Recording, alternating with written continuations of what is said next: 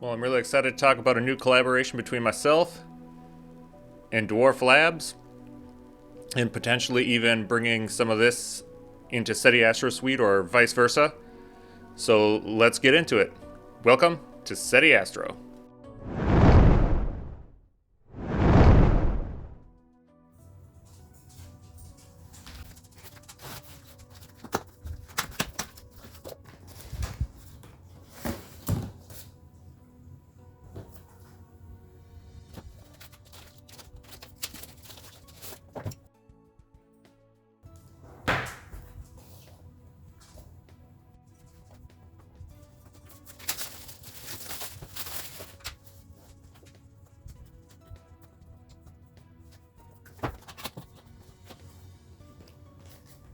What a fun little package.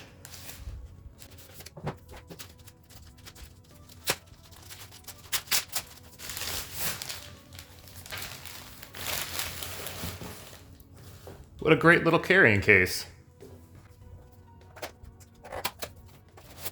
And a nice little case for the tripod as well.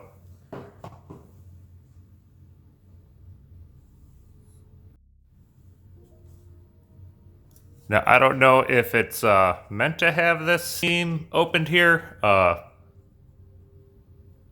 if it's just the one I got. But let's go ahead and open it up.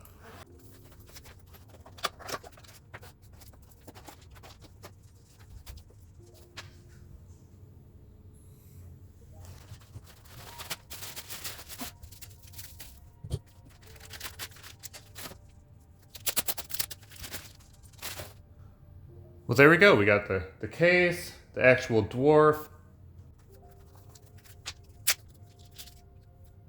the solar filters, ND 100,000, cleaning cloth, charging cable, a strap for the case, and then here's the tripod. It's actually more stout than the tripod I'm using for the camera I'm recording with right now. So that's really nice to see.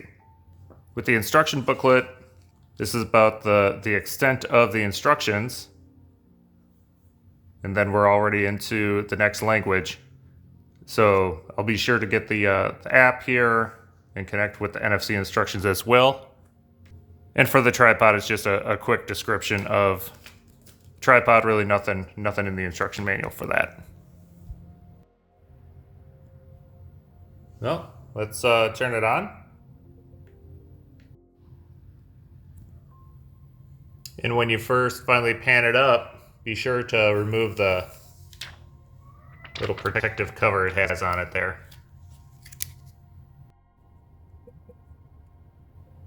All right, I got the app.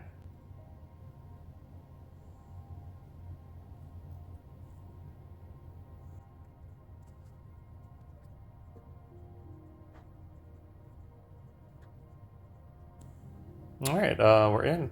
Activate. It also has an online guide here. And so just open the photo. Oh, and it has various shooting modes here. It does allow you to take dark exposures as well, which is nice for calibrating. All right, got the Atlas downloading here. I also was able to connect it via NFC, really easy. I just tap my phone to the side of the Dwarf itself. The Sky Atlas is actually pretty nice. It does a little bit of auto centering on your field of view. It looks like the Dwarf will have a nice 3 by 1.5 degree view, pretty wide, but for capturing some of these larger targets, it's going to capture them pretty nice actually. And I'm outside just checking kind of the focus, and does a really good job focusing. It's very sharp.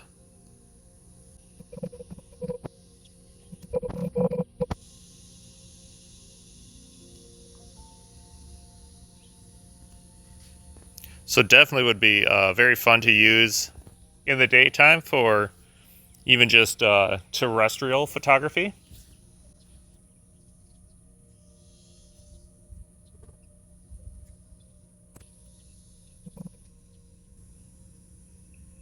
Yeah, definitely would be fun for some terrestrial photography, looking around, seeing some quite distant objects, and photographing and filming them in real time. I also want to mention a little bit on the telescope specifications. It is a very small aperture, 35 millimeters, with an equivalent focal length because they have various lenses in there of 737. It does have the IMX678 sensor, and I'll have a whole nother video getting dark statistics and things of that nature. It does have built-in filters of visual, astro, and dual band filters. I also want to touch briefly on the internal design itself. It is pretty interesting. The light comes in and immediately hits dielectric diagonal, and then it goes down through the various focusing lenses prior to the sensor itself. So that's why it can have an effective focal length that's different than the actual focal length of the aperture lens. And this is a little different than some competing small robotic telescopes out there as well, which use multiple diagonals and fewer correcting lenses. So it'll be interesting just to get this under the stars. So next I want to talk about the filters in the Dwarf3. They have a duo band filter, an astronomy filter, and a visual filter. The duo band filter has a fairly narrow range around hydrogen and a little more moderate range around oxygen 3.